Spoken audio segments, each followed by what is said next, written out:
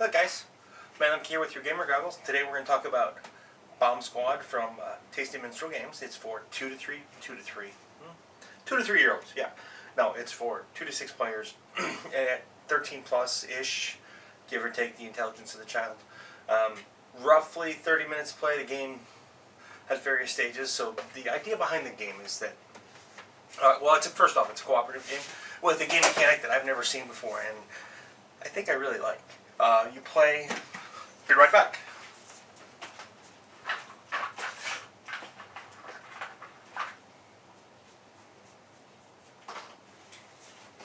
Let's put this in perspective. So you play. Okay, so you have, depending on the number of players, as many as 6 cards in your hands, like this. Normally, when you would play a card game, right? Well, in this cooperative game, you play like this, which I think is one of the fundamental aspects of what makes Bomb Squad. Bomb Squad, and you gather intel, so your players would be able to tell you different things about these cards. The things they would be able to tell you are always color and type.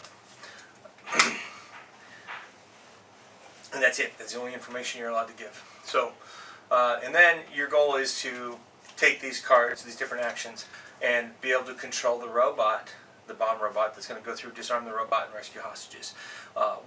The other major player in this game, other than a few little rules things, which we'll get to in a second, is the fact that you play in real time. Otherwise, doing this with a few other players wouldn't be nearly as challenging. So we're going to cut to it, and we're going to get right to the game.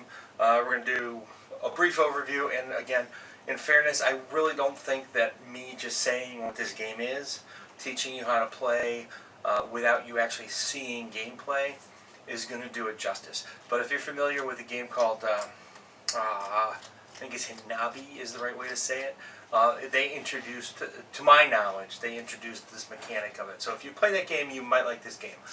The real-time strategy element is not something that makes it for everyone. So I'll be back in a few. So here we have Mission Alpha set up for Bomb Squad. And real quick, we're just going to go over everything, the layout of the board. These are the 2 players' hands. This is set up for a 2-player game. And down here you have the robot. Up here you have the selected robot for this particular mission. That's Felix. He starts on a battery level of 12. Oops, I didn't mark it, but he has a reserve of 8 where he starts. And let me grab that token real quick so I can be accurate. Now there's some really cool important things to this game that make it what it is. And we're going to go over everything real quick. First, you have 3 different types of action cards. There's a move, a disarm, and an open. And all of these have different levels. So any red card is level 1, any yellow card is level 2, any blue card is level 3. Now, as you can see on the board, you have different things. So this is a red door. In order to open a red door, you would have to have a red card. Same thing for a bomb, same thing for a hostage, same thing for the door, same thing for the other hostage. They're all color coded and they all match. Now, with that said, your goal is to disarm the bombs and save the hostages. Now, you program the robot, and we'll get into that in a minute. But so basically, you come up here, boom, you would have programmed your robot to rescue the hostage, and your robot moves up here, disarms the bomb, moves over to the door, moves the door. You may not open doors until you have rescued a hostage within that building of that color door. So, how does the game work? Well, it's a little bit different. Players do not get to see their hands, and we'll zoom out for this a little bit to there, and we'll go like this. So this is, we'll say it's my hand. I do not know these cards are in my hand. So basically, what happens is, I would play, if I was the player and I was looking at my hand, this is what I would see. So the other players would see this, and when it's your turn, you're allowed to do 4 actions. One is give intel, and give intel basically allows you to tell a player what's in their hand with using limited information. So what that means is I'm allowed to tell, if this is not my hand, this is my friend's hand in this cooperative game, you have 3 red cards. Or I'm allowed to tell him or her that these are all open door cards. I'm allowed to tell one of the 2 different characteristics on the card. So I'm allowed to say that this is red or it's a move card. And then as time goes on, players can derive that this is a red move card. Now zooming back out. So second action is play a card to the program slot, or second possible action. So let's say we're 2 or 3 turns in and I have a good idea that this is a yellow open door card. Well, I don't really necessarily want to play that, but I do know that this is a red open door card, and in order to complete Felix's mission, he needs to be able to move through here and open that door at some point in time. So in the alpha mission, the card is going to be played face up. That's because it's a training mission. I'm going to move this up just a hair. But in most missions, it's played face down after you've revealed it to everybody, so everybody on the table knows what it is. There's a lot of cool things about memorizing in this game. So that would do that, and then he would draw back up to another card. Another possibility is that you can discard cards. Let's say we're 5 or 6 turns into the game, and your hand size is determined. I should have said this. Your hand size is determined by the number of players. This is for a 2-player game, so you actually have 6 cards. 2-player game could very well be the most challenging version of the game as a result. But the arguments, well, we'll get into the argument of that in a minute when I do my overview. So you can discard cards. Now, I know I need to write this arm. Let's see here. There's no yellow hostage here. So let's say that I know that this is a yellow card. I can discard this for 1 face up to the discard pile, which is off board, and I can gain 1 battery. Or I could say it's a yellow hostage card and gain 2 battery. Now, if I say this is a yellow disarm card, and I only get 1 of 2 guesses right, I would stay here. So next is programming the robot. So I'm going to throw down some of these, let's see here, things that we needed here. We needed a red disarm, we needed a move, we needed a move, do that. Those are all from 1, let's see here. And we need a move. We'll say a move. Yeah, that's what we'll do. Okay, so we're up to 5 cards here, which are actually face up. And one of these players, let's see, I'm gonna give you 3 cards, and I'm gonna give you 1 card. Okay, so and the player decides to go ahead and activate the robot. So during this real-time scenario, they get to program the robot. So we know that, okay, we have move 1 space, and we have move 3 spaces. We have a red door, and we have a bomb. All of these are cards that we kind of need to accomplish this to disarm, but move 1 space, not enough. So basically, oh, this is actually a really good scenario. Anytime you have 5 or fewer cards when you program the robot, you're allowed to remove 1. The reason why that's important is because if there is any time a function that the robot is programmed to do that it can't do, you lose 2 battery, and battery is super important. So, for example, in this case, I'm going to discard this red open door card because there's no way he's going to get over there to open it. So then I have to program these 4. So I'm going to go ahead and I'm going to move up 3.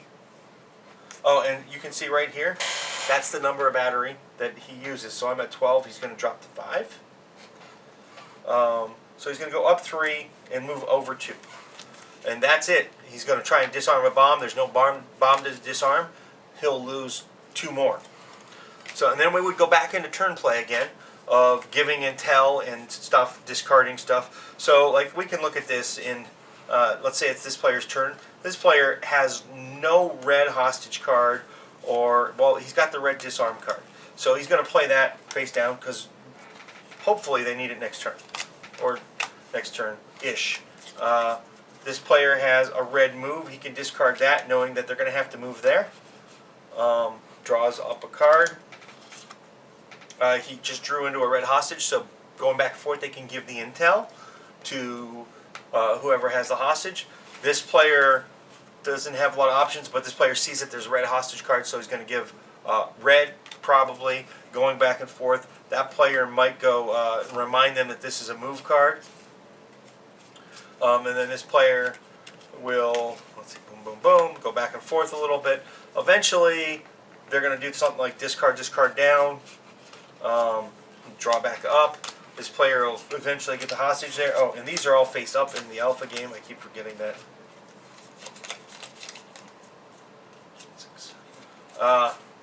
And he's got both red open doors. So this player probably knows, well, they're going to need more battery. So let's see, one space. And then they know that the spaces are there. Basically, they need that red open door. So this guy's going to go, you're not going to necessarily get rid of yellow hostage yet, but he might get rid of one of these, this red one, and say red disarm 2 to charge the battery to back up to 5. Because as you can see, the battery's at 7. It's going to totally dwindle all that down. Did I discard that? I didn't discard that. I'll discard it. And then they'll draw back up for that. And then this player will most likely, since he knows he's got the red open door, will most likely discard it. It's at 8. The battery's going to be at 8.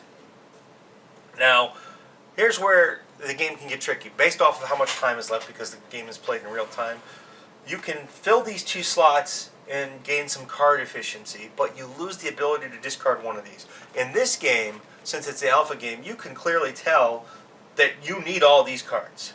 So this player just did this, so maybe this player has moved 2 spaces, so they might go with move 2 spaces and draw.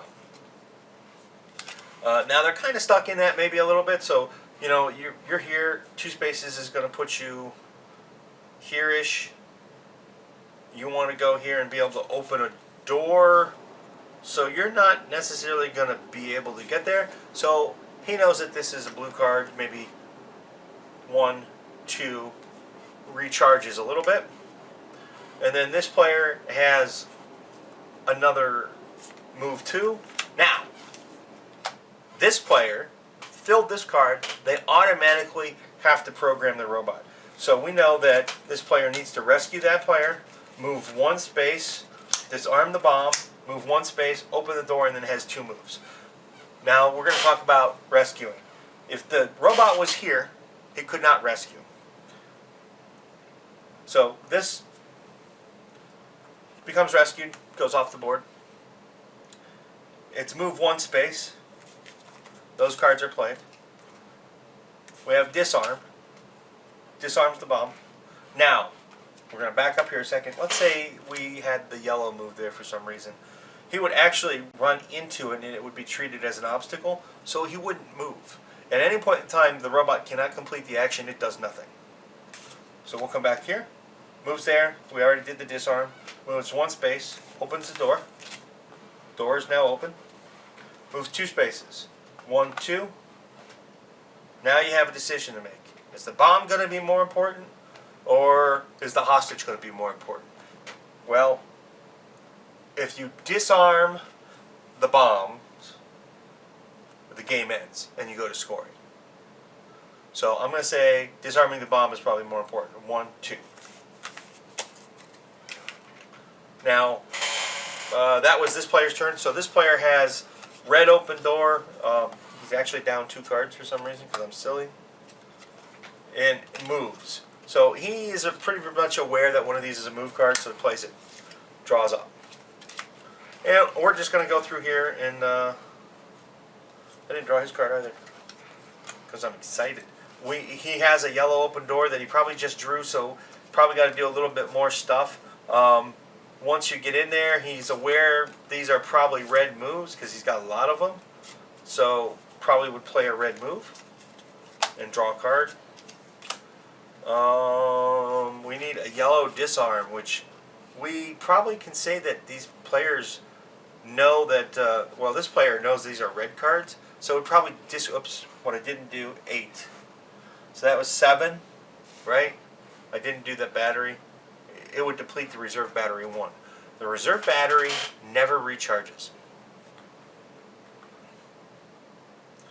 So this player would then, oh, you know, I might be making a mistake here. I'll have to verify after I play the game. I'm not sure once you tap into your reserves if you can recharge your battery. I don't see why you couldn't.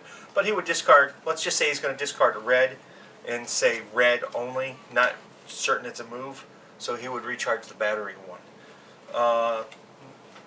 Draws back up. He has a blue card. They go back and forth a little bit. And let's say this player's pretty certain that this is a yellow open. We're just going to, you know, we're making this a little bit easy because demonstrating how to play. Draws card. This player again, not thinking that they have anything can help, discards red for 1.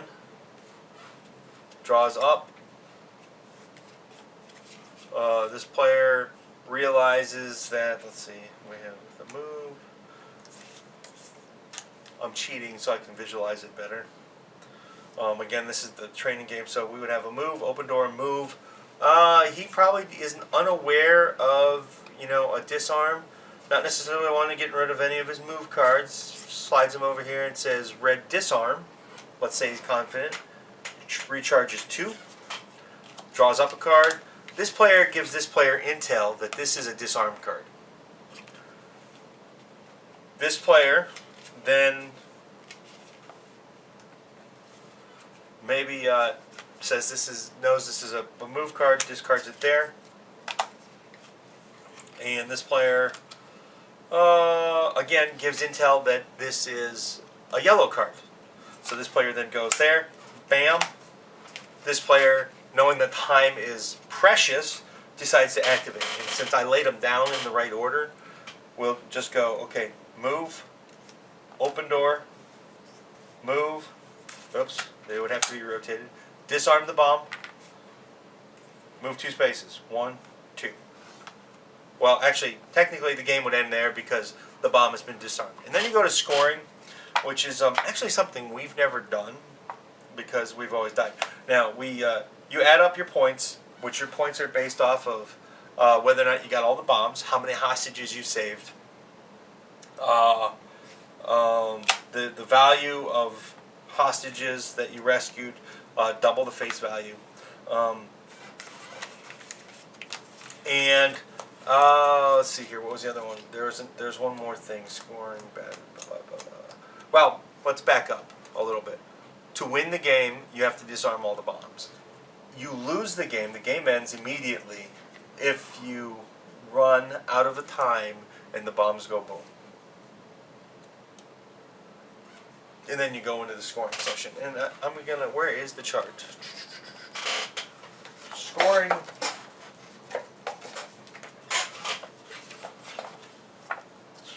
Not something I have memorized, but scoring points. So each hostage rescued is twice the face value of the color of the card. So a red hostage is worth 2 points. If you disarmed all the bombs, you get 5 points. If you used any of your reserve battery, it's minus 1 point. So had they have played this successfully the way I ran through this demo and completed the mission, they would have scored, let's see, 5 points for the bombs, 2 points for the hostage. That's 7 points, minus 1 for using reserve battery. They would have had 6 points. And actually, there's a whole chart kind of on how well you're doing. You can tell the higher the points, the better off you're doing. So I'll be right back with my take and my view on whether or not I like Bomb Squad. Hi guys, I'm back. So what do I think about Bomb Squad? Well, all in all, okay, first off, I'm going to talk about my copy of the game. When I first put it together, I had a terrible time putting it together. I don't know if it was, the amount of humidity that was in the air because the boards, boards are made out of cardboard and paper products, so there might have been some sweating and stuff. Terrible time. I had to use a little bit of sandpaper. Actually, I just for giggles and stuff. It didn't matter to me because I know how to fix it. It's just some really fine sandpaper, and it'll take care of the board for you a little bit. What I did though is I went through customer service and let them know about the problem, and just to see how hard it would be to work with Tasty Minstrel games. I've never had an issue with any. Well, I haven't had too many issues with games in general, and it was a cakewalk. So if you have any issues, they're there for you. Their customer support was excellent. Now, about the game. One, this is the first time I've ever played a game like this. Like I said earlier, I think Hanabi was the name of the game. I might have that wrong. I'll have to do a little bit of research and maybe correct myself. But this element, when I first read about it, I thought it was the stupidest thing in the world. And I absolutely loved it. And in fairness, if you look at it, you're going to be like, well, that's odd and strange and it can't be fun. But the fact that this totally relies on the other players being able to give you good information and you remembering it, along with all the other things you have to remember, like playing the cards to program the robot and then putting it face down, makes this game super challenging. And it's challenging in a way that is always fun and rejuvenating because it exercises your brain in different ways. Now, I have not gotten past the alpha mission yet in 10 games. We are terrible at playing this game. My wife and I both have played it 2-player. We've played 3-player with a couple of our children at different times, and we've never managed to beat it. And I think part of it's just, well, one, it's real time. I mean, I think first game, the first, to get everything done that you need to do and program the robot when you're learning this game is really pretty insane. I really cannot wait to play through all the missions in the book and see where they're going to go with it. Now, Bomb Squad's been out for, I think, about a year now, and I'm just getting to it. But I'm glad that it was a game that I did this summer, because it really is. The whole mechanic of remembering everything and trying to communicate what's where is super stellar. Outside of that, where would it, like, it's a great game also for, like, younger children that might have a hard time focusing because it's going to teach their brain. You're actually going to use it to condition your brain to do other things. For example, not for example, but what I'm trying to say is if you get your children into this game, you're going to see a certain amount of things change with their clarity if you play it on a semi-regular basis, because it teaches the brain to focus on those different things, and it uses abstract elements to help think about it. There's a lot of other things that go on in the game that just make it a lot of fun. Now, the real-time element is the only thing that I think players might find is a drawback. Some people don't like real-time games. I would say that if you're a video gamer, because video games are often played in real kind of time when you're online and stuff, this might be a game for you. Thanks for watching. This has been a kind of playthrough review, more like a review of Bomb Squad with Matt Lemke from Through Gamer Goggles, gamer-goggles.com. Please check out my GoFundMe, subscribe, check us out on Facebook and Twitter, and I hope to run into you guys at Gen Con. Look for this shirt, or look for this shirt in blue, because I'll be wearing that. Say hi. Love to meet my fans. I love to meet the people who have seen my videos, talk to you. Maybe we can get a cup of coffee. Talk to you later.